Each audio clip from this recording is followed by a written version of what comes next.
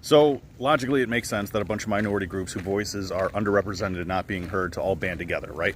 The problem is you're diluting the core aspect which the issue stemmed from originally, was the ICE deportations, and then was a direct response to this country having a parade in our nation's capital for the 250th anniversary of the Army. Now, I was Navy, so that kind of pissed me off that Army had a wonderful party, a parade. But that aside, I don't really think it was necessary. You know, is it cool? Yeah, but they couldn't even march in step for the most of it, and it's just like, all right, well, whatever. But to organize something that ended up being in direct response to that, and then having so many chaotic, disorganized groups all trying to march in solidarity for it, it was, frankly, it reminded me of the Occupy protests. So years ago, early 2010s, there was the Occupy movement, right?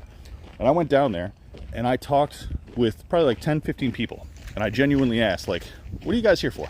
People are talking about jobs, about income, about all this different shit. And it was just weird to hear that there was no cohesiveness. And granted, if you know anything about large groups of people, the collective IQ diminishes greatly. But the fact that I didn't seem to see any organization, any structure, anything other than just people being pissed off. And that leads to something I want to talk about. Protesting doesn't solve anything, okay? Violence does. No one wants to hear that. No one wants to talk about it. But I just went to a group of, we'll say, about 700 to 1,000 people who protested. Now, granted, Chicago has a population of about 2.3 million. So even if that's a estimate, that is still a vast minority of people who live in the city that I once called home. So you have people who are the low man on the totem pole, underrepresented, and also non-threatening in every possible way, shape, and form.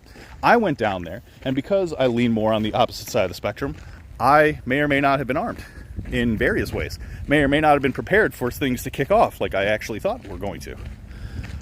But that's a problem when there's over 700 people and only one of them is really a threat.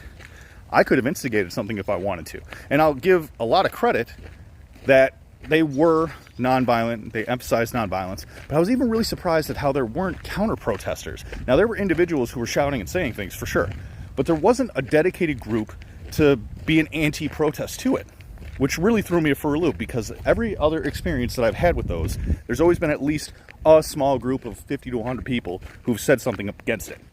So basically, this leads me to believe that this thing is basically being propped up, and it's a propaganda tool to make things seem they're a lot worse than they really are.